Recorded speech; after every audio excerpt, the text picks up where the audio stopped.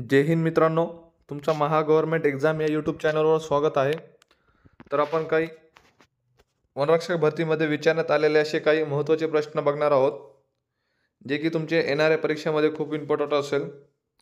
तर वेळ न वाया घालवता चला सुरू करूया. पहिला प्रश्न आहे, भारतातील प्रथम महिला शिक्षक कोण मानले जातात? तर भारताची पहिली महिला शिक्षक कोणाला मानले जातात? तर याचा करेक्ट आन्सर असेल ऑप्शन क्रमांक ए, सावित्रीबाई फुले यांना पहिली महिला शिक्षक मानले जातात. पुढचा प्रश्न, पुढीलपैकी कोणते मूलभूत अधिकार नाही?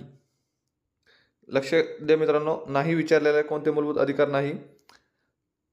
तर याचा उत्तर असेल ऑप्शन क्रमांक डी, मालमत्तेचा हक्क हा मूलभूत अधिकार नाही. पुढचा प्रश्न, find the meaning of the word discrete. याचा अर्थ काय होतो? डिस्क्रीटचा विवेकी. तर याचा करेक्ट आन्सर असेल ऑप्शन क्रमांक सी, कॉशियस. त्यालाच म्हणतात सावध राहणे. पुढचा प्रश्न, खालीलपैकी समानार्थी शब्दाची चुकीची जोडी ओळखा. तर यात चुकीची जोडी कोणती आहे ते शोधायचं आहे. तर याचा करेक्ट आन्सर असेल ऑप्शन क्रमांक बी, कंदा दगड. ही चुकीची जोडी आहे, ही समानार्थी नाही. पुढचा प्रश्न, महात्मा गांधीजीचे राजकीय गुरु कोण होते? तर याचं उत्तर असेल ऑप्शन क्रमांक ए, गोपाळ कृष्ण गोखले. हे महात्मा गांधीचे राजकीय गुरु होते. पुढचा प्रश्न, भारतात सांची महास्तूप कोठे आहे?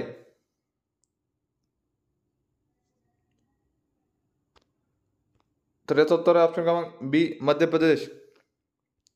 पुढचा प्रश्न, शिवाजी महाराजाचे मराठा साम्राज्याची राजधानी कोणती होती?